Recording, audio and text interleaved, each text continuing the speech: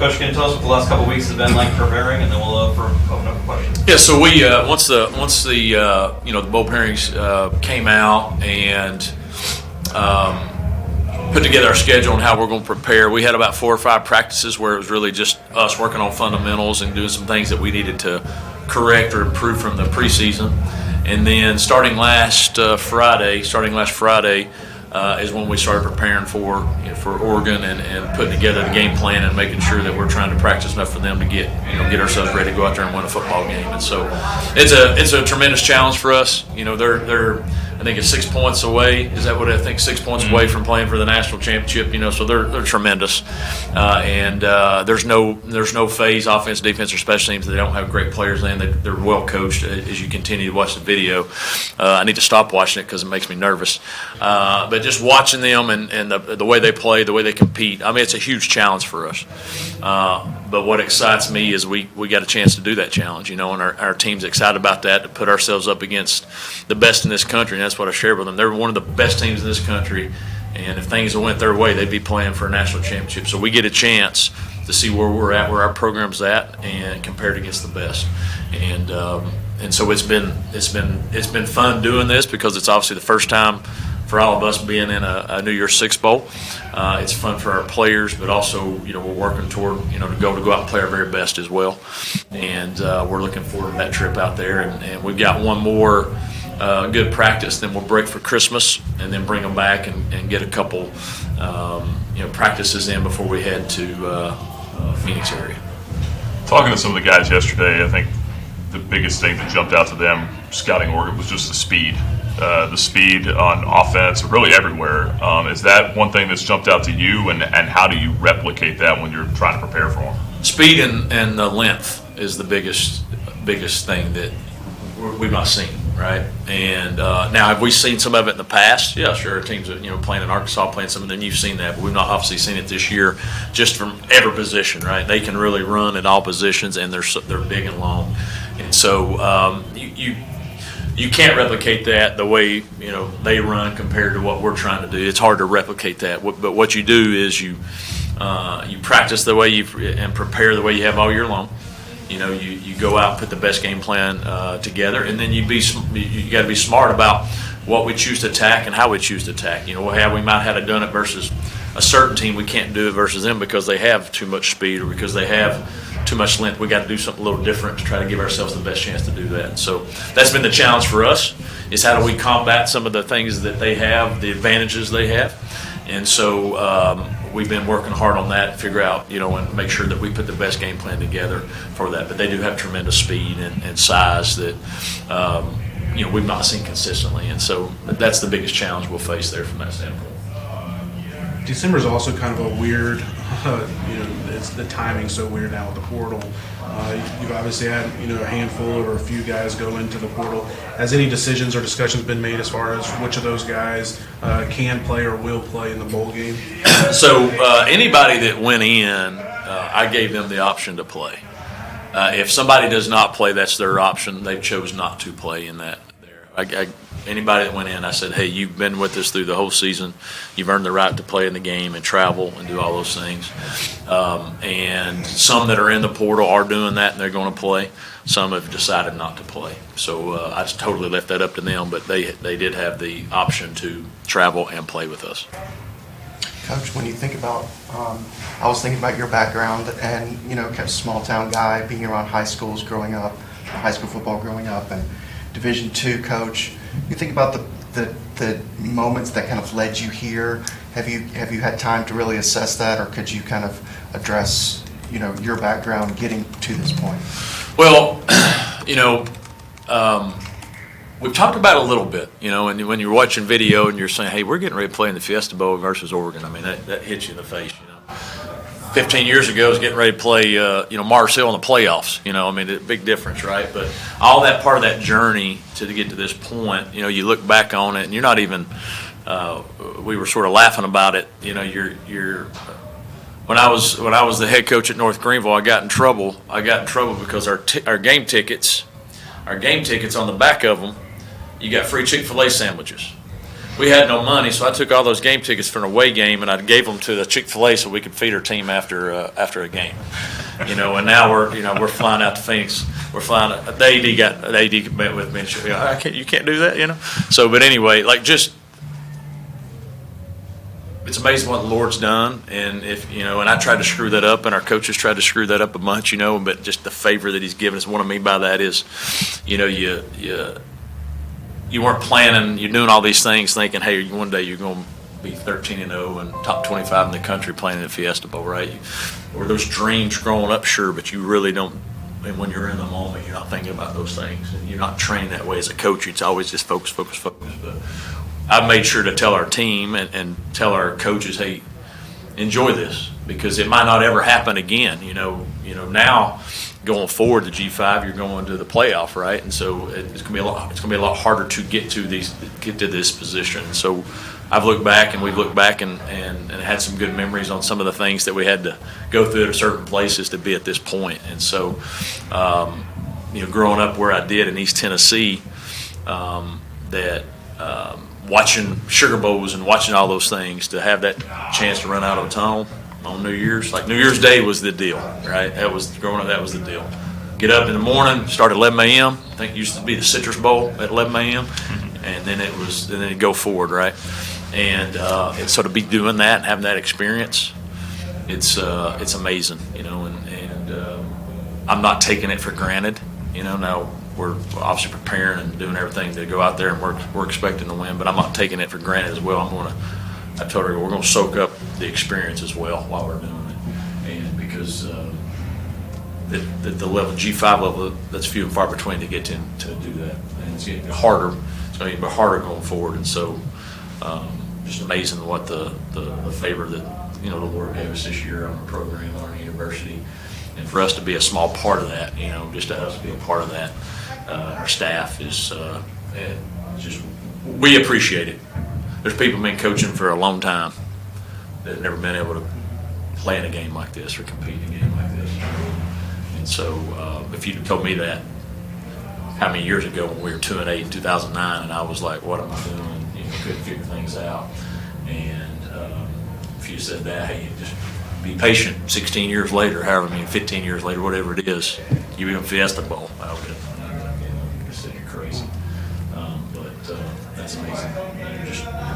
If you stay the course, believe in yourself, and put the players first, good things can happen. Talk about your backup quarterback situation going into this game, obviously with JB. What will that look like? And hopefully we won't have to talk about it in the game, but what will it look like? So Trey Lowe will be our 2, okay, and then Nate Hampton will be a 3. JB's not going to be playing in the game, so he's opted out. And then and so Trey's been getting all the 2 reps, and then Nate would be the third guy, the emergency guy there if something happened. Any other concerns position-wise from a depth standpoint in light of the portal or injuries? From a secondary standpoint, banged up there a little bit, and then President Hodge has opted out, and so for us to play some of those guys there, Christian Bodner, who's a freshman who redshirted this year, he'll play probably quite a bit in the game. Obviously, the game don't count, so he'll play quite a bit. So we'll have some newer guys playing back there because of some need there. So I don't want to say necessarily a depth issue, but just an experience issue from that standpoint. And then besides that, hopefully everybody's healthy and be good to go. And Kennedy was going to probably miss it anyway. He was trying. Kennedy's trying to get back to play. That was the plan. If we, when we made the New Year's deal, like if there's a chance for him to, I'm not saying that's a great chance, but there's a small chance that he can if the rehab continues to go well and there's no setbacks. But so he's working towards that right now to try to get cleared to play. That's the plan, to try to clear him to play. Whether that happens or not, we don't know. There's some things we got to get through, and hopefully for him, and that's what he wants to do. He wants to compete in it. That everything be healthy enough for so he can.